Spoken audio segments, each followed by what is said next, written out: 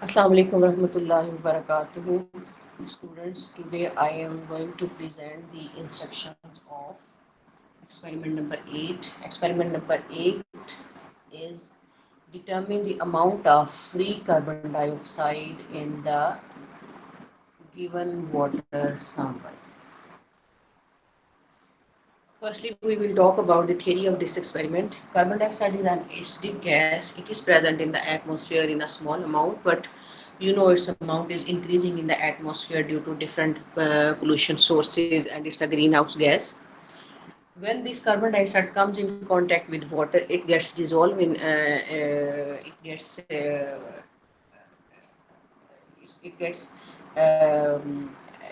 it reacts with the water molecules and converted into carbonic acid. But if it's not reacting with the water molecules, it is just trapped simply in the water molecules. जब carbon dioxide water के अंदर जाती है तो कुछ carbon dioxide तो water molecules के साथ मिलकर कार्बोनिक एसिड में कन्वर्ट हो जाती है, लेकिन कुछ कार्बन डाइऑक्साइड जस्ट ट्रैप होती है वाटर मॉलिक्यूल्स के बीच में। तो ये जो वाटर मॉलिक्यूल्स के बीच में ट्रैप होती है, this is free carbon dioxide. इसको फ्री कार्बन डाइऑक्साइड कहते हैं। यानी लेट्स सपोज कि एक वाटर सैंपल है और उसके अंदर 100 कार्बन डाइऑक्साइड के मॉलिक्यूल्स गए हैं, उसमें से कुछ तो कार्बोनिक एसिड में कन्वर्ट हो जाते हैं, लेकिन कुछ जस्ट ट्रैप हो जाते हैं वाटर मॉलिक्यूल्स में। उनको हम कहते हैं these are free carbon dioxide molecules. उन्होंने रिएक्ट नहीं किया, वो एसिड में कन्वर्ट नहीं हुए, वो अभी अपने ओरिजिनल कंडीशन में ही है, यानी वो CO2 की फॉर्म में ही है। अच्छा, जो तो कार्बोनिक एसिड में कन्वर्ट हो गए हैं, ये तो अब जो वाटर है उसकी एसिडिटी में कंट्रीब्यूट करेंगे, ठीक है। लेकिन हमने इस एक्सपेरिमेंट में डिटरमिन करनी है the amount of free carbon dioxide, यानी कि जो अभी कार्बोनिक एसिड में कन्वर्ट नहीं हुई कार्बन डाइऑक्साइड। अच्छा, कुछ तो नेचर से डिजोल्व होकर कार्बन डाइऑक्साइड वाटर में जाती है, कुछ जगहों पर कार्बन डाइऑक्साइड को इंटेंशनली डाला जाता है वाटर और वाटर रिलेटेड ड्रिंक्स के अंदर। जैसे बेवरेजेस होती हैं, जो कोल्ड ड्रिंक्स पीते हैं, इनमें कार्बन डाइऑक्साइड को फिल किया जाता है। तो वो कार्बन डाइऑक्साइड कार्बोनिक एसिड की फॉर्म में नहीं, बल्कि वो फ्री कार्बन डाइऑक्साइड की फॉर्म में होती है, जो कि ट्रैप हुई होती है। इसीलिए जैसे ही वो प्रेशर लूज करते हैं, ढक्कन लिड को लूज करते हैं, तो फौरन बबल्स ऊपर की तरफ आते हैं। तो वो जो प्रेशर के साथ फिल की हुई कार्बन डाइऑक्साइड होती है, वो ऊपर को निकलती है। तो आज हम डिटरमिन करेंगे free carbon dioxide in the given water sample. अच्छा, अगर ये कार्बन डाइऑक्साइड वाटर के अंदर होती है तो इससे प्रॉब्लम क्या आती है? इससे प्रॉब्लम ये आती है वाटर बिकम्स कोरोसिव। ये वाटर कोरोसिव हो जाता है, अगर उसको यूज करते हैं तो वो कोरोजन कर देता है, ठीक है। तो आज इस एक्सपेरिमेंट में हम डिटरमिन करेंगे free carbon dioxide in the given water sample. So what is the procedure of this experiment? In the procedure,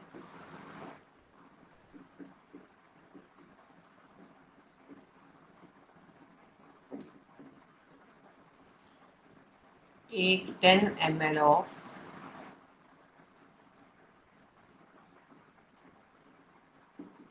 given water sample in titration flask. Titration flask में 10 ml sample लेना। Add 2 to 3 drops of indicator.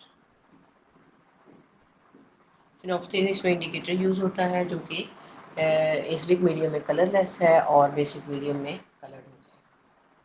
Then gradually add sodium carbonate solution from burette into flask. Titration flask के अंदर gradually sodium carbonate solution को add करना है, जो कि burette के अंदर लिया हुआ होगा। Actually this is an acid based titration. बल्कि आप ऐसे करें कि अपनी थैली में ये चीज़ भी ऐड करें, carbon dioxide will be determined by using acid base titration. ये टाइट्रेशन है, ठीक है। तो in addition to previous points जो मैंने आपको थ्योरी में बताए हैं, आपने ये भी नोट कर लेना है थ्योरी के अंदर। मैं यहाँ पर लिख देती हूँ ताकि आपको याद रहे। थ्योरी में आपने ये पॉइंट भी ऐड कर लेते हैं कि this is an acid base titration, ठीक है। अच्छा, ग्रेजुअली ऐड करेंगे सोडियम कार्बोनेट ब्यूरेट से फ्लास्क के अंदर एंड जेंटली मिक्स, और उसको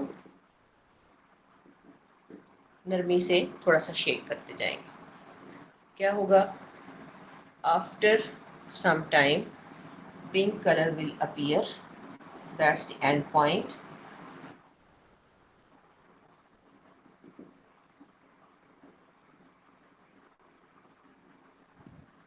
and it will persist, pink color आएगा और वो persist करेगा। at that point stop the addition of sodium carbonate, फिर आपने stop कर देना है and just note the used volume of Na2CO3, ठीक है। यहाँ तक हो गया आपका लाइन पेज। अब आए प्लेन पेज की तरफ।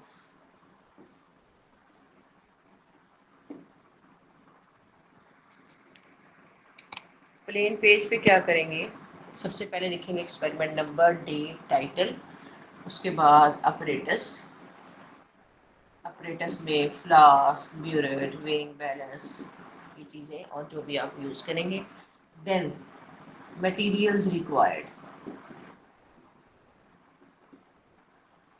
materials required in this experiment are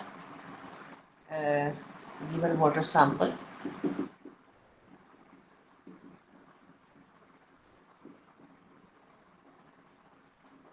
0.1 molar Na2CO3 solution. ये आपने खुद बना लेना है वे करके। आई होप कि आपको सोल्यूशन बनाना आता होगा।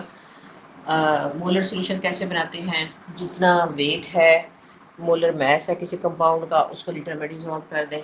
0.1 के लिए क्या करेंगे, उसके मोलर मैस को 0.1 से मल्टीप्लाई कर दें, जो आंसर आएगा उसको 1000 में डिसॉल्व कर दें। अगर वॉल्यूम कम बनाना चाहते हैं तो वॉल्यूम को भी रिड्यूस कर लें, ठीक है।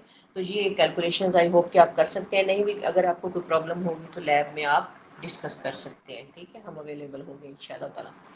अच्छा, ये सोल्यूशन बना लें। फिर इसके साथ यूज़ करना है इंडिकेटर। इंडिकेटर क्या है, फिनोल्फ्थलीन,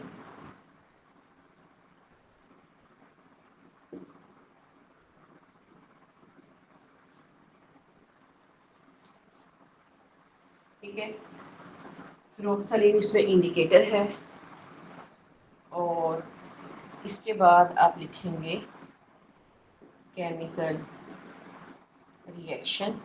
ये मैं बता रही हूँ आपको प्लेन पेज पे लिखने के लिए, ठीक है।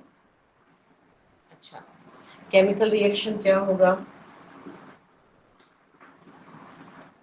कार्बन डाइऑक्साइड को डिटरमिन करना है और सोडियम कार्बोनेट यूज कर रहे हैं, तो वाटर की प्रेजेंस में यूज कर रहे हैं। It will be converted into bicarbonate, ठीक है। Carbonate will be converted into bicarbonates. ये रिएक्शन होगा। अच्छा, और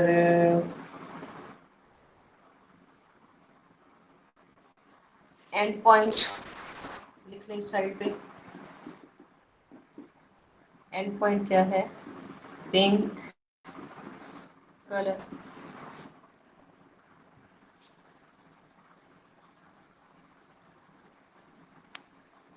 अच्छा, यहाँ तक नोट कर लिया। फिर अब आप आएंगे ऑब्जर्वेशन एंड कैलकुलेशंस की तरफ। इसी प्लेन पेज पे अब आपने लिखनी है ऑब्जर्वेशंस एंड कैलकुलेशंस।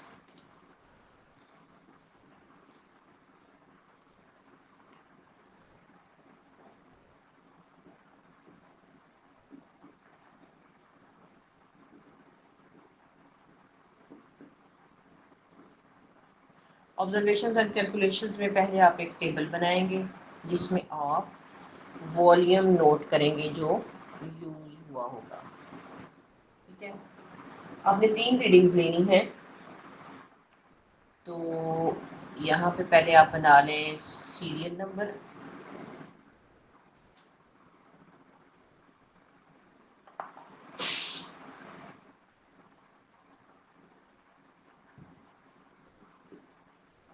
यहाँ पे आप सीरियल नंबर लिख लें 1 2 3। ठीक है, उसके बाद इनिशियल रीडिंग, फाइनल रीडिंग और वॉल्यूम यूज्ड। ठीक है, ये 3 कॉलम्स बना लें। Suppose initial reading is 0 when you will perform the first titration. Initial reading, let's suppose, is 0 and the final reading is 5. Volume used is 5 ml. Second reading, when starts, initial volume is 5, initial reading is 5 and the final reading is 9. ठीक है, तो difference क्या आ गया? 4 ml। ठीक है, इसी तरह आप इसको भी नोट कर लेंगे। 3 आपने रीडिंग्स लेनी है ताकि उनकी एवरेज ली जाए और चांस ऑफ एरर कम हो जाए। ये इनिशियल और फाइनल रीडिंग्स कहाँ से लेनी है? आई होप कि आपको पता होगा कि आपने ब्यूरेट पे नोट करनी है। जब आप टाइट्रेशन करेंगे तो आप ब्यूरेट पे नोट करेंगे कि पहले ब्यूरेट में रीडिंग क्या थी और टाइट्रेशन का एंड पॉइंट आने पे उस पर क्या रीडिंग है, कितना वॉल्यूम सोडियम कार्बोनेट का यूज हुआ। ये जो वॉल्यूम यूज्ड हम लिख रहे हैं, this is the volume used of sodium carbonate. ठीक है, फिर आपने इनका एवरेज ले लेना है, एवरेज वॉल्यूम ऑफ Na2CO3 यहाँ पे आ जाएगा। लेट सपोज ये आ जाता है 5 ml, लेट सपोज। ठीक है, आ गया 5 ml। अब आपने क्या करना है? अब आप लगाएंगे M1V1 ओवर N1 वाला फार्मूला। सैंपल है एक तरफ, V1 सैंपल वाटर सैंपल, ठीक है, और दूसरी तरफ है स्टैंडर्ड सॉल्यूशन। स्टैंडर्ड सॉल्यूशन में क्या है?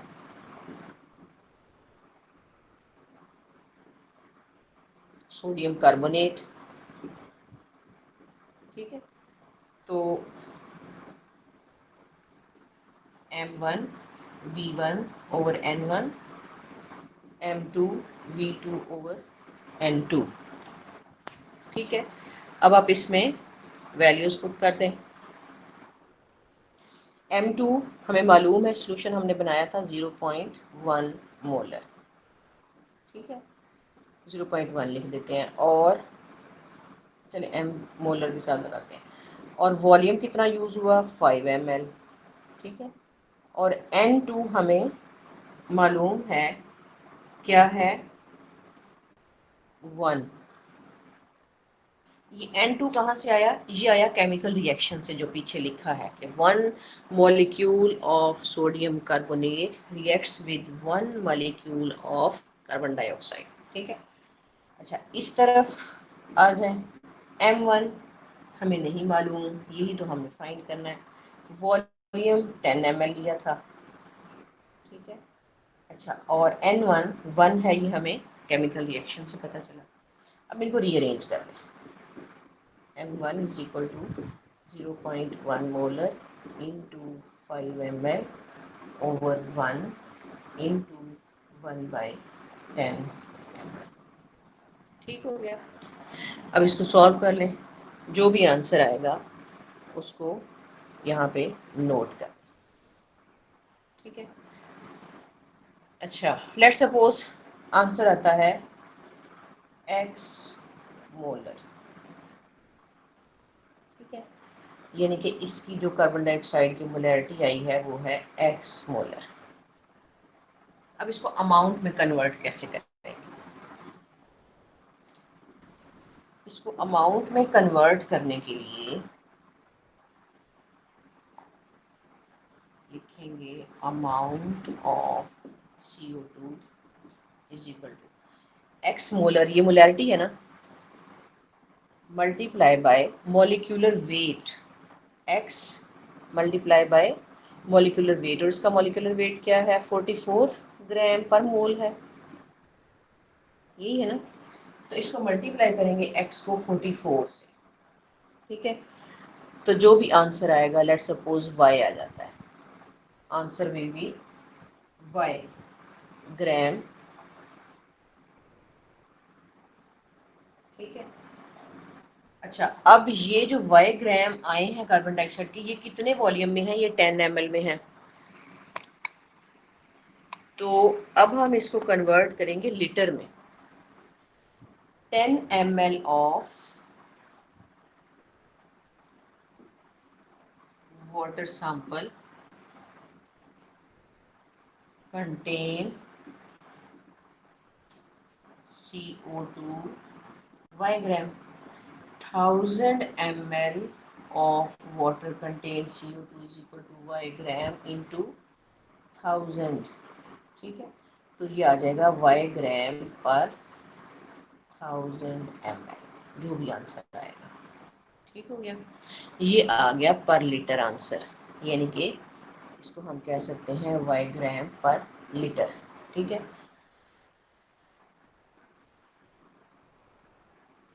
फर्दर अगर इसको ppm में कन्वर्ट करना हो तो क्या करेंगे, ये आंसर जो है ये ग्राम्स में है, और ppm क्या होता है, मिलीग्राम पर लीटर। तो simply multiply this answer y with 1000, okay. Answer will be in milligrams पर लीटर, ठीक है। इस आंसर को 1000 से मल्टीप्लाई कर दें तो ये मिलीग्राम पर लीटर में आ जाएगा, and milligram per litre is equal to ppm, ये ppm में हो जाएगा, ठीक है। और फिर आप नोट कर लेंगे इसके लिए रिजल्ट। रिजल्ट में आप क्या लिखेंगे, the amount of carbon dioxide in the given water sample is this ppm, ठीक है। ये आपने यहाँ पे स्टेटमेंट देनी है। Thank you so much. अस्सलाम वालेकुम वरहमतुल्लाहि वबरकातुहू।